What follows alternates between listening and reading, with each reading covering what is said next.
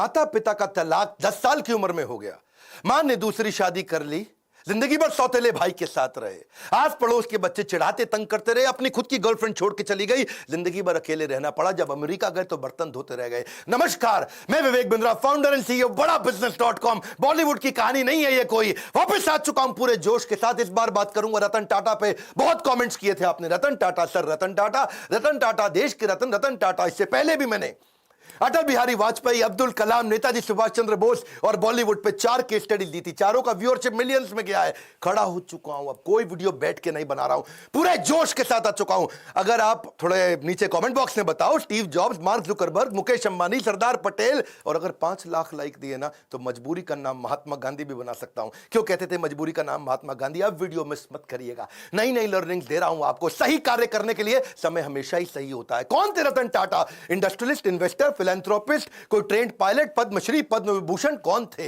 London में इनको sir का टाइटल दिया, ऑनररी नाइट बोलते हैं उसको, यूके में टाइटल दिया गया इनको सर, इसीलिए मैं भी पूरे वीडियो में बोलूंगा सर रतन टाटा। इनकी चेयरमैनशिप में इनका रेवेन्यू टाटा ग्रुप का 40 गुना बढ़ा। 22 साल में 40 गुना रेवेन्यू बढ़ा, प्रॉफिट इन्होंने 50 गुना बढ़ाया।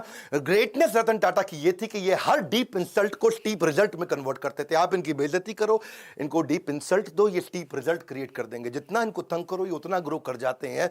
90% स्टार्टअप 5 साल में फेल हो जाते हैं इंडिया में। 90% स्टार्टअप 90% 5 साल में फेल हो जाते हैं। केवल बचे हुए 5% स्टार्टअप है जो अगले 10 साल तक चल पाते हैं, और 0.01% कंपनियां जो 100 साल तक चलती हैं।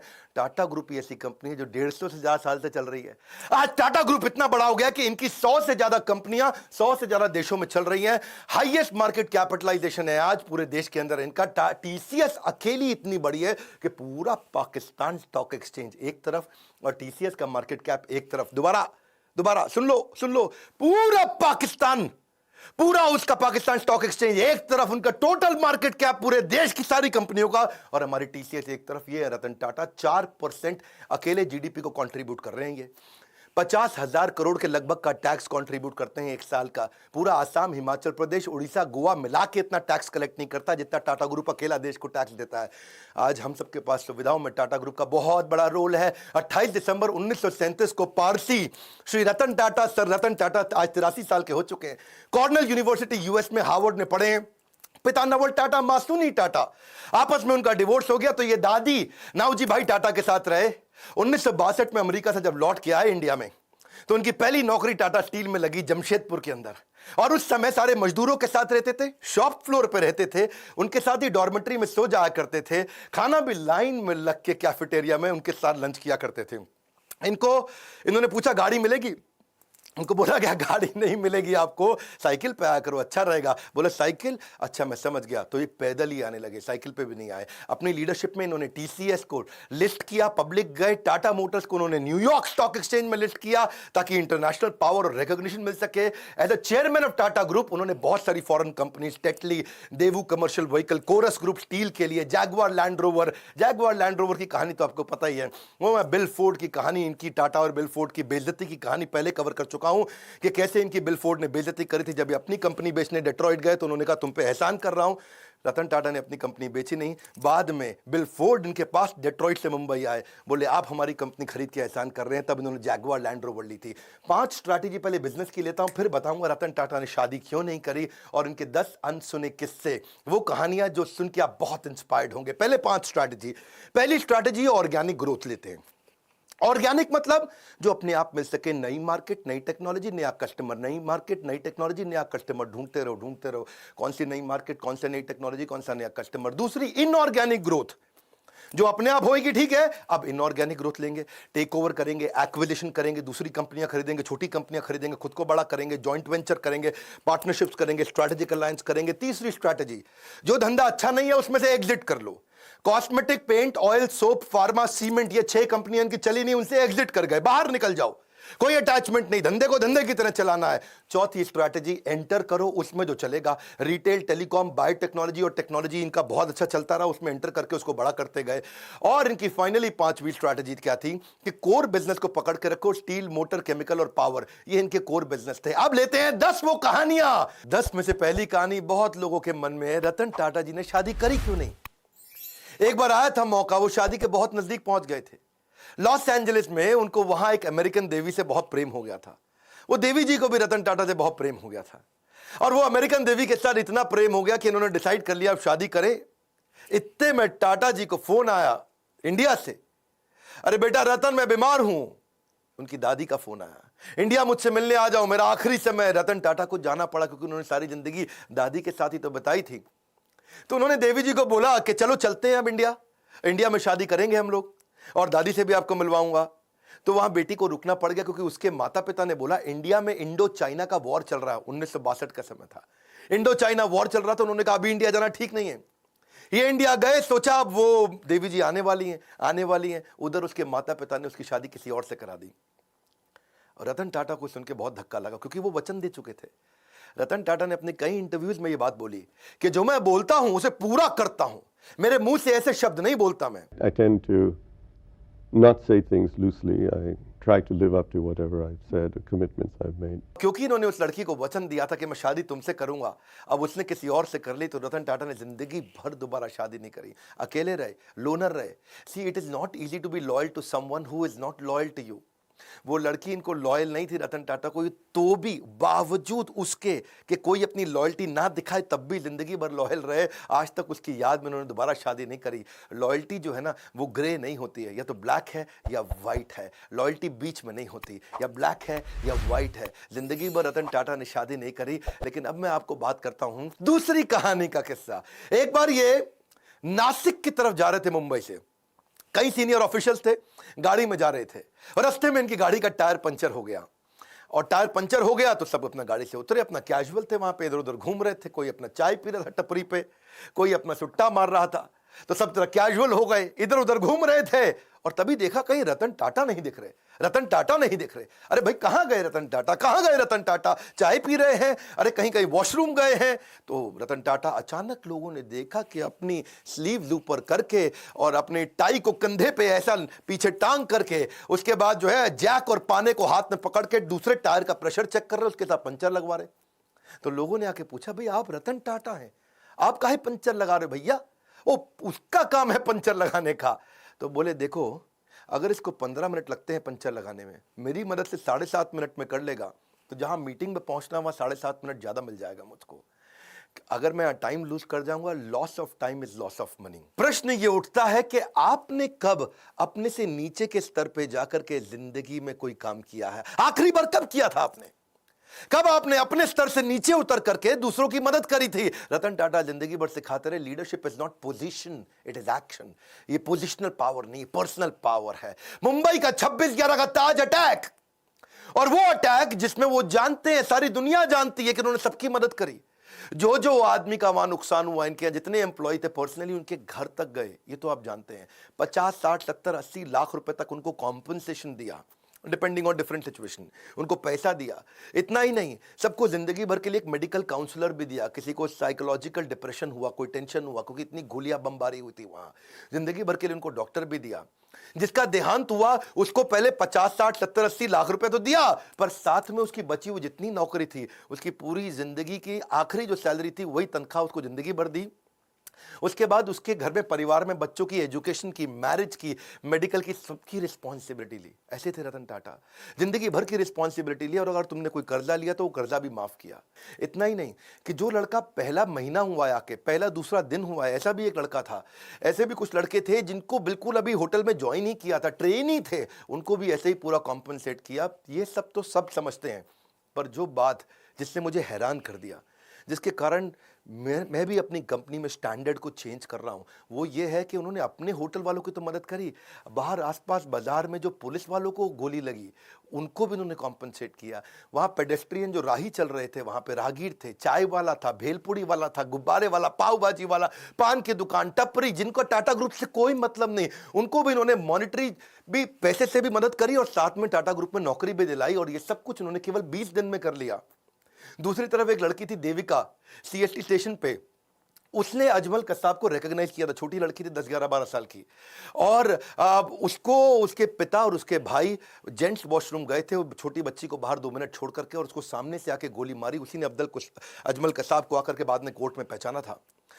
आज रतन टाटा ने तो 20 दिन के अंदर कॉम्पनसेशन कर दिया सब कुछ। 20 दिन में फटाफट कमेटी बना के सबको मुआवजा दिया, सबकी मदद करी, सबके साथ खड़े हो गए। और तब 2008 से 2020 हो गया, एक 20 दिन एक 2020, 20 डेज 2020।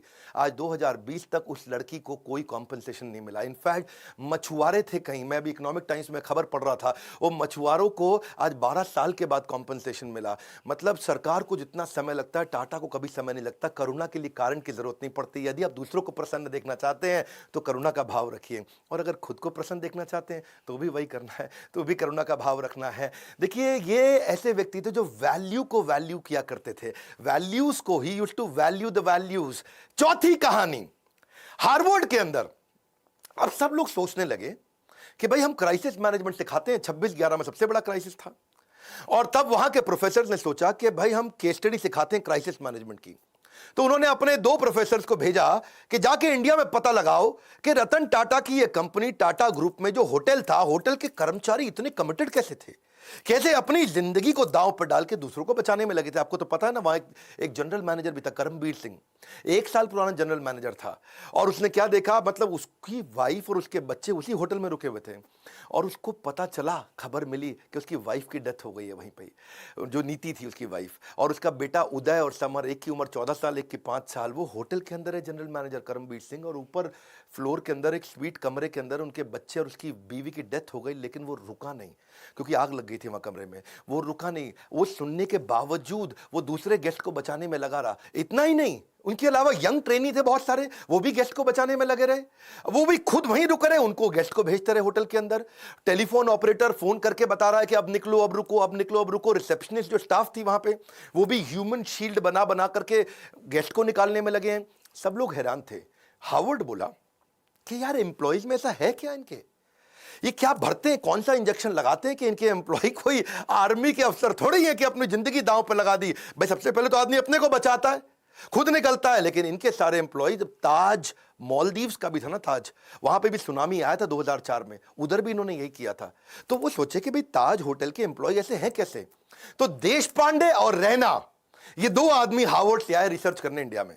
तो पहले सोचा भाई सिंपल सी बात है, आप लोग भी सोच रहे होंगे कि इनकी ट्रेनिंग बड़ी अच्छी होती होगी, इनका ह्यूमन रिसोर्स अच्छा होगा, इनके मैनुअल अच्छे होंगे। लेकिन वो बोले नहीं, ट्रेनिंग तो तब देना जब एम्प्लॉय 2, 4, 5, 10 साल पुराना हो जाए। यहां तो एम्प्लॉय नया था, जिसको आए 15 दिन हुए वो भी जान दे रहा है अपनी। तो बोले कि अच्छा रिवॉर्ड रिकॉग्निशन अच्छा देते होंगे।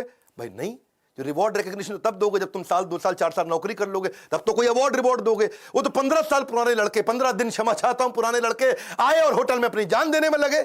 तो ये कह रहे हैं कि क्या चक्कर है, टाटा ग्रुप के होटल में कोई आदमी आता है तो अपनी जान देने को तैयार हो जाता है, पर ग्रुप के लिए, टाटा के लिए काम करता है, क्या चक्कर है। तो उन्होंने कहा भाई रिज्यूमे अच्छा था इनका, एक्सपीरियंस अच्छा था, पता चला वो भी नहीं। फाइनली रतन टाटा से जब इनका इंटरव्यू हुआ, उन्होंने कहा यार क्या क्या चक्कर क्या है, आपके होटल का आदमी अपनी जिंदगी दांव पर लगा देता है। तो रतन टाटा ने बोला ये बाद की बात नहीं है, ये हायरिंग से पहले की बात है। हम उसका कैरेक्टर, उसकी इंटेग्रिटी को देख लेते हैं इंटरव्यू के दौरान। Interview is the key.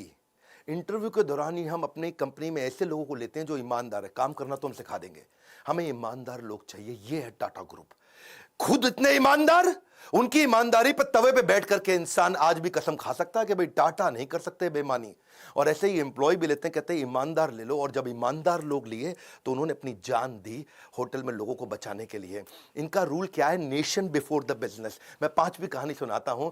अभी ताज अटैक की मैंने 2 कहानी सुनाई आपको, अब ताज ही की तीसरी कहानी लेते हैं कि ताज होटल को ठीक करने के लिए रतन टाटा ने टेंडर निकाला। भाई होटल में आग लग चुकी है, होटल में गोलियां चली हैं, होटल पूरा तहस नहस हो चुका है। तो उन्होंने दुनिया भर में टेंडर निकाला कि कौन हमारे होटल को आके ठीक करेगा, रिपेयर करेगा। समझ रहे हो मेरी बात को।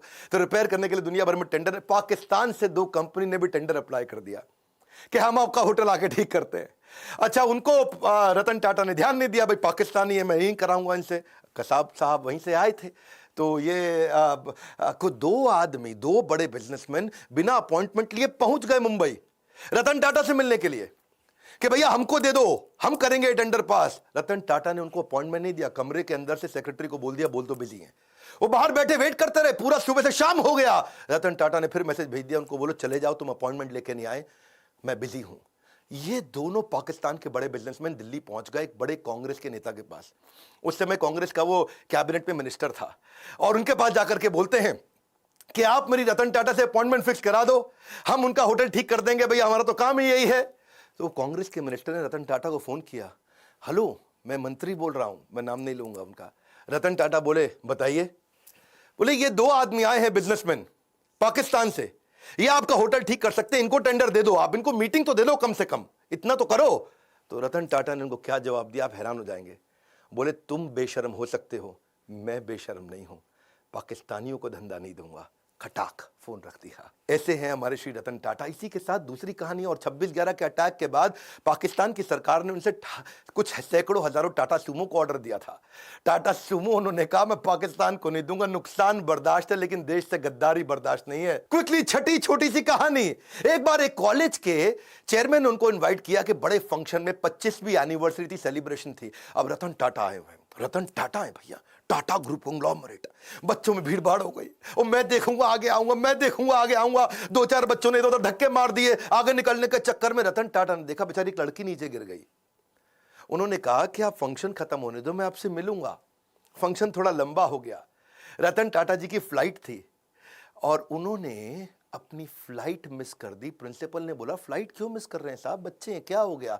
बोले नहीं, मैंने वचन दिया है, मैं इनसे मिलूंगा, प्राण जाए पर वचन ना जाए। ये कहानियां आपने पहले बॉलीवुड में बहुत सुनी होंगी, लेकिन असलियत में रतन टाटा कहते हैं जो मैं मुंह से निकाल देता हूं मैं करता हूं पूरा। चलो आगे बढ़ते हैं, 7वीं कहानी। रतन टाटा एक पीपल्स पर्सन थे। आपको पता है जब जापानी कंपनी इंडिया में आती है और ऑटोमोबाइल कंपनी लगाती है तो बहुत स्ट्राइक होती है। सुजुकी, मारुति, उनके यहां भी बहुत स्ट्राइक हुई, होंडा के यहां हुई, या कोई भी जापानीज कंपनी होती है, क्योंकि मैनेजमेंट और लेबर यूनियन का आपस में झगड़ा चलता है। लेकिन एक दफा टाटा मोटर्स में भी हुआ, मैनेजमेंट और लेबर का झगड़ा हो गया। वहां पे लेबर ने उनको बोला, उनकी यूनियन ने बोला कि भाई हमको ना यहां पे एक बोनस चाहिए, आप बोनस नहीं दे रहे हैं। वो इतना वायलेंट हो गया कि मजदूरों को भी चोट आई और मैनेजर्स को भी चोट आई, कुछ झगड़ा बहुत बढ़ गया। और लेबर यूनियन कह रही है बोनस तो चाहिए ही चाहिए। अब मैनेजमेंट तैयार नहीं थी बोनस देने के लिए। आप समझना, क्योंकि मैंने तो ऑटोमोबाइल कंपनी में बहुत काम किया है, मारुति ने मुझको हर साल बेस्ट ट्रेनर इन इंडिया का अवार्ड दिया है, तो मैं तो इनको जानता हूं। इनको बोलते हैं basically long term settlement. Long term settlement होता है 4 साल का, जिसमें तय किया जाता है कितना बोनस दिया जाएगा। और मैनेजमेंट तय कर चुका था, पर रतन टाटा आए, उन्होंने आके कहा कि मैं लेबर से सबसे मिलता हूं, और यूनियन से मिले। वहां उनके बीच में जाकर के जमीन पे बैठ गए और उनके साथ बैठ करके बोले कि आप ठीक कह रहे हैं, बोनस तो मिलना चाहिए, आपने खून पसीना बहाया है। जाके मैनेजमेंट को समझाने लगे रतन टाटा कि भाई इनको बोनस दो। अब मैनेजमेंट बोली सर हम ऑटोनोमस बॉडी है, हम डिसाइड करेंगे, हमारे हिसाब से बोनस नहीं देना चाहिए। रतन टाटा अड़ गए, बोनस दो, आपको देना चाहिए। मैनेजमेंट बोली आप जबरदस्ती करेंगे तो हम दे देंगे, लेकिन इनको देना बनता नहीं है। रतन टाटा बोले देखो मेरी रिक्वेस्ट है, इनको बोनस दो। अब वहां सारे मजदूर देख रहे हैं, पहली बार भी रतन टाटा खुद आए, आके मैनेजमेंट से लड़ रहे हैं। ऐसा साइकोलॉजिकल टर्न अराउंड हुआ कि उसके बाद खुद ही सारे की सारी लेबर यूनियन ने आकर के बोल दिया कि अब हमको बोनस नहीं चाहिए, रतन टाटा आकर के हमसे लड़े, इतना ही काफ़ी है। 8वीं क्विकली कहानी, रिवॉर्ड द फेलियर। इन्होंने अपने टाटा नैनो के फेलियर से एक चीज़ सीखी कि क्या, कि try frugally and fail fast. वो उन्होंने कल्चर ही बना दिया। तब रतन टाटा ने आकर सबको सिखाया कि भाई ऐसा करते हैं, हम फेलियर को रिवॉर्ड करते हैं, छोटे छोटे फेलियर होने दो। उन्होंने एक एनुअल कॉन्टेस्ट ही लॉन्च कर दिया टाटा ग्रुप में। कहता चलो एक कॉन्टेस्ट लॉन्च कर देते हैं, मैं जो सबसे बढ़िया फेल्ड आइडिया होगा उसको रिवॉर्ड दूंगा, ताकि लोग मेहनत तो करें, और जितना बढ़िया फेल्ड आइडिया होगा मैं उसको, तो ताकि छोटे छोटा मेहनत करो, छोटी छोटी फ्रूगल, बहुत बड़े फेलियर मत करो, छोटे फेलियर जल्दी जल्दी करो, जल्दी जल्दी सीखो, it will spark your innovation. तो रतन टाटा का मैसेज था कि failure is a gold mine for the company. अब उन्होंने कई सारे फेलियर फिर देखे कि आने लगे, वो बहुत वैल्यूएबल थे। इन्होंने एक वहां पे स्टूडेंट्स ने छोटा आइडिया फेल किया, लेकिन बहुत अच्छा था कि छोटा ट्रक क्या 3 व्हीलर को रिप्लेस कर सकता है। ये इस पे भी टाटा ग्रुप ने ट्राई किया। ऐसा नहीं है कि टाटा की 100 से ज्यादा कंपनियां ऐसे ही बन गई, कई आइडियाज पे छोटे छोटे फेल करते हैं, लेकिन कम खर्चे में फेल करके सीख जाते हैं। एक इन्होंने चीप वाटर फिल्टर भी बनाया, उसका नाम रखा था द स्वच्छ। उसमें राइस हस्क होता है ना, चावल का भूसा, उसी से बनाने का प्रयास किया। एक प्रोटोटाइप भी बनाया $500 के अंदर। कितना? $500 में, यानी कि लगभग 30-40 हजार रुपए के अंदर क्या एक मकान को खरीदा जा सकता है दुकान से। किसी दुकान पे जाओ, मकान खरीद के ले आओ। क्या? हाँ, 40,000 रुपए का मकान खरीदो तो डिसमेंटल करके मकान को जाकर के वापस फिट कर दें, ऐसा छोटा सा मकान बना सकें, उस पर भी इन्होंने काम किया। $20 के अंदर कमर्शियल ट्रैवलर्स को क्या रास्ते के अंदर अकोमोडेशन दिया जा सकता है, जो ड्राइवर वगैरह बेचारे कमर्शियल ट्रैवलर होते हैं। From error to error one discovers the entire truth. यही था रतन टाटा का फिलॉसफी के छोटे छोटे छोटे फेलियर करो, सीखो, तभी कंपनी आगे बढ़ेगी और इनोवेशन आएगा। नौवीं कहानी फिलैंथ्रोपी, ये तो उनका नाम ही है। फिलैंथ्रोपी मतलब दान देना, सेवा करना है जी। रतन सेवक टाटा, शायद इनका नाम ऐसा ही होना चाहिए था, रतन फिलैंथ्रोपिस्ट टाटा। ऐसे फिलैंथ्रोपिस्ट जो आज भी 66% के आसपास अपनी कंपनी के प्रॉफिट्स को चैरिटेबल ट्रस्ट में देके दान दे देते हैं। हेल्थ के ऊपर, न्यूट्रिशन पे, एजुकेशन पे, वाटर के कंजर्वेशन पे, डिजिटल ट्रांसफॉर्मेशन पे, गरीबों को स्किल डेवलपमेंट के ऊपर, डिजास्टर रिलीफ में, चाहे वो कोरोना हो या उससे पहले का डिजास्टर हो, कहीं बाढ़ आई हो, या फिर स्पोर्ट्स को बढ़ाने में, या बच्चों को स्कॉलरशिप देने में। देखो कॉर्नेल यूनिवर्सिटी तक चले गए, वहां भी उनको बोला कि अगर इंडियन बच्चे आएंगे, काबिल हुए, तो उनको फाइनेंशियल एड दे दो। वहां जाके कॉर्नेल यूनिवर्सिटी का पैसा दिया है, वहां से खुद पढ़ाई किया था। 100 करोड़ रुपए के आसपास तो उन्होंने आईआईटी बॉम्बे में दे दी कि Tata centre of technology design यहां बना दो। लेटेस्ट अभी इन्होंने 1,500 करोड़ रुपया कोविड में दान किया। इसको देखो, पहले तो ये ना लोगों को दान दिया करते थे, बाद में उन्होंने प्रोजेक्ट बनाने शुरू कर दिए। उन्होंने रिसर्च प्रोजेक्ट को फंड किया कि बीमारी ठीक करने की जगह कुछ ऐसा कर दो कि बीमारी हो ही नहीं, है जी। जैसे अल्फ्रेड फोर्ड आए थे ना इंडिया में, उन्होंने आकर के इस्कॉन के को मायापुर में दुनिया का सबसे बड़ा मंदिर बनाने के दान दिया। तो उनको पूछा ममता बनर्जी ने, भाई फोर्ड साहब यहाँ इतना दान मंदिर बनाने को क्यों दे रहे हो? एड्स के लिए दान दे रहे थे। तो उन्होंने कहा मैं ऐसा दान दे रहा हूं जिससे एड्स होए ही नहीं।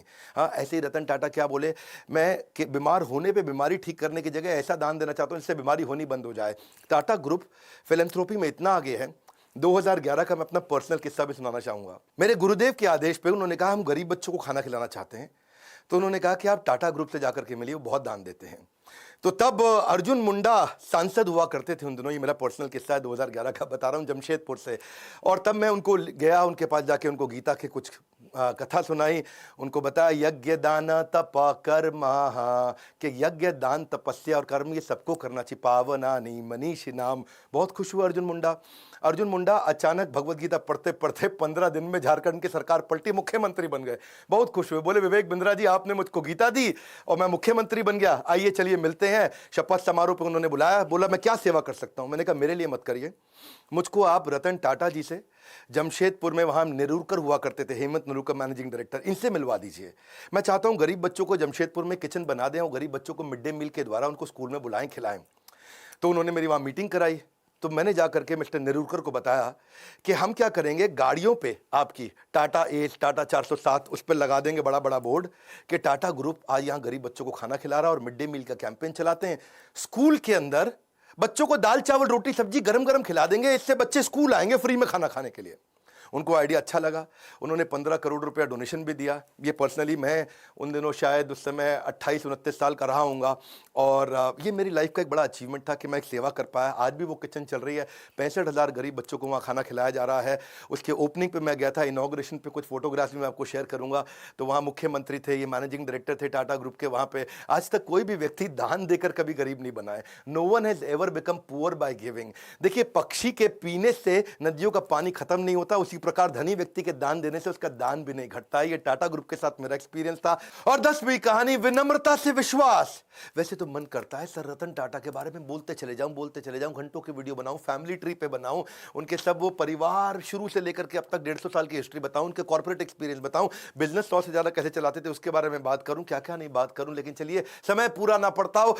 एक बार वो सेमिनार में गए और एक सेमिनार में, वहां सेमिनार खत्म होने के बाद लोगों ने बोला भाई सर रतन टाटा के साथ फोटो खिंचाएं। तो सब लोग लाइन में खड़े हो गए, 3 रो बना ली उन्होंने। पहले लंबे वाले लड़के पीछे खड़े हो गए, फिर थोड़ी कम हाइट के और नीचे बाकी जमीन पे बैठ गए।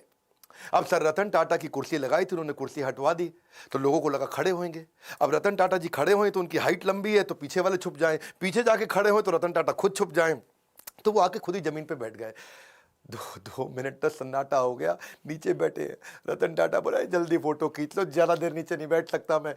सर रतन टाटा है वो, विनम्रता की मूर्ति, विनम्रता से विश्वास तक। जब श्री नारायण मूर्ति जो कि इन्फोसिस के फाउंडर हैं, जब उनको बोला गया कि आप लाइफ टाइम अचीवमेंट अवार्ड दीजिए रतन टाटा को, और वो जब लाइफ टाइम अचीवमेंट अवार्ड देने गए तो अवार्ड देते ही उन्होंने पहले उनके चरण स्पर्श किए, उनके पांव छुए। ये हमारे देश की सभ्यता है। और सभ्यता से ज्यादा ये स्वयं सर रतन टाटा हैं कि कॉम्पिटिटर भी आके पांव छूता है। आप दोबारा बता दूं, ये टीसीएस चलाते हैं, वो इन्फोसिस चलाते हैं, आपस में कंपटीशन है। कॉम्पिटिटर भी जिसके पांव छुए वो है सर रतन टाटा। कोई भी गाड़ी दुनिया में चला सकते हैं, लंबरगिनी भी चला सकते हैं, लेकिन टाटा की सेडान गाड़ी चलाते हैं। इकोनॉमी क्लास में एयर एशिया के ट्रैवल करते हैं। ट्रस्ट इक्वल्स टू कल्ट, उनका कल्ट इतना ज्यादा है। एक बार क्या हुआ, सर रतन टाटा के 1 मिलियन फॉलोअर हो गए इंस्टाग्राम पे, तो वो इंस्टाग्राम पे आए, सबको धन्यवाद कर दिया कि भाई मेरे 1 मिलियन फॉलोअर हो गए, आप सबका बहुत बहुत धन्यवाद। तो वहीं एक लड़की ने नीचे कमेंट लिख दिया, कांग्रेचुलेशन छोटू। क्या छोटू?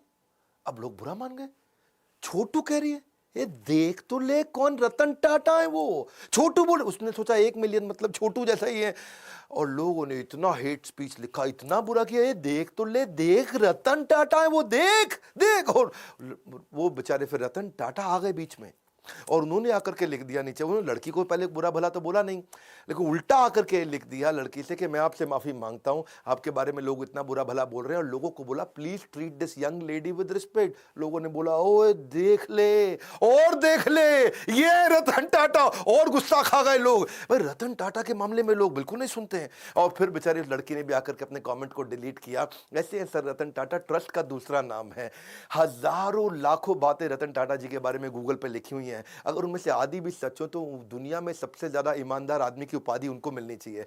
वैसे रतन टाटा जी ने जो इंपैक्ट क्रिएट किया है वो तो शायद कोई भी ना कर सके, मैं तो कभी उसके तिनके का भी प्रयास ना कर सकूं, लेकिन बिजनेस में आपको सफल बनाने की जिम्मेदारी हमने जरूर ले ली है, ये तो पक्का कर लिया है, कुछ भी नहीं छोड़ा है, कुछ भी नहीं। इतना बढ़िया बढ़िया दुनिया के हर प्रॉब्लम का बिजनेस कंटेंट हमने हिंदी में बना दिया, कुछ नहीं छोड़ा है। आज हमसे ज्यादा बिजनेस ट्रेनिंग प्रोग्राम कोई भी किसी का भी कंटेंट कंज्यूम नहीं करता, केवल बड़ा बिजनेस प्लेटफॉर्म ऐसा है। अगर हिंदी में किसी को बिजनेस सीखना है, कुछ नहीं छोड़ा है, सब सिखा दिया। आइए वर्ल्ड का मोस्ट पावरफुल कंटेंट कंज्यूम करिए। अगर आप बनना चाहते हो एक सफल व्यापारी तो call now to join EAE, यानी कि एवरीथिंग अबाउट एंटरप्रेन्योरशिप, एवरीथिंग।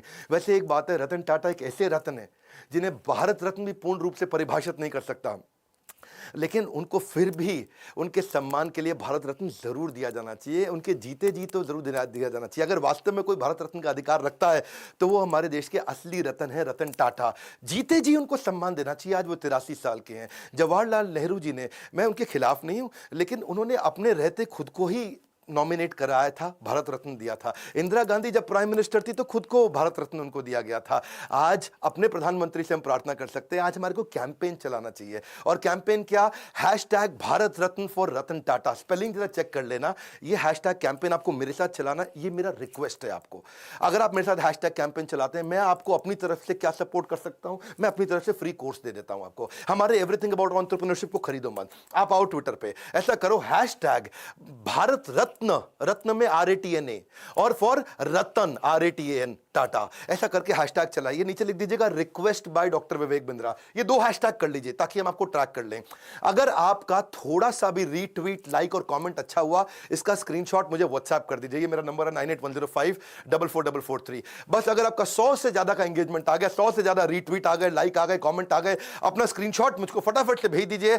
आप हमारे व्हाट्सएप पे, व्हाट्सएप नंबर भी चलता है 9810544443, यहां भेजिए। मैं आपको everything about entrepreneurship 36,000 plus GST का कोर्स अपनी तरफ से फ्री दूंगा। ये मेरी रिक्वेस्ट मानिए। आइए मिल करके इस कैंपेन को आज इतने रीट्वीट दे दे, इतने रीट्वीट दे दे। आप आकर के मेरे ट्विटर अकाउंट को फॉलो कर सकते हो, नीचे मैं लिंक दे देता हूं आपको। और साथ में मिलकर के बस इस हैशटैग को हमें ट्रेंडिंग पे लेकर के आना है। अगर रतन टाटा जी को मिल जाता है ना भारत रत्न, तो ऐसा लगता है जैसे 140 करोड़ भारतवासियों को मिल गया है। आज तक बिजनेसमैन लोगों को नहीं मिलता, लेकिन इनको मिलना चाहिए, इनके जीवन में मिलना चाहिए। यही एक ऐसे रत्न है। मैं आपको रिक्वेस्ट करूंगा इस वीडियो को खूब शेयर करिएगा, ट्वीट करके स्क्रीनशॉट मुझको भेजिए। मैं अपनी तरफ से क्या कर सकता हूं, आपको कोर्स फ्री में दे सकता हूं अगर आप मेरा सहयोग करें। रतन टाटा जी को भारत रत्न मिलना चाहिए। नीचे कमेंट बॉक्स में अपनी फीलिंग बताइए, आपको उनकी कौन सी लर्निंग अच्छी लगी, फीलिंग बताइए। अगला वीडियो किसका देखना चाहते हैं वो बताइए। देश के हर बच्चे को, हर व्यापारी को भेजिए इनके वीडियोस के, बिना भ्रष्टाचार के, बिना किसी को घूसखोरी के भी आप बिजनेस को बड़ा कर सकते हैं, जैसे रतन टाटा जी ने खुद करके दिखाया। इस वीडियो को जरूर शेयर करिएगा। लाइक किया अगर आपने तो बहुत उत्साह बढ़ता है। बहुत मुश्किल होता है ऐसे वीडियोस बनाना। हमारे साथ जुड़े रहने के लिए, मेरी इस मुहिम में आकर के हैशटैग भारत रत्न फॉर रतन टाटा को ज्वाइन करने के लिए आप सबका हृदय की गहराइयों के साथ प्रेम पूर्वक मुस्कुराहट से बहुत बहुत धन्यवाद।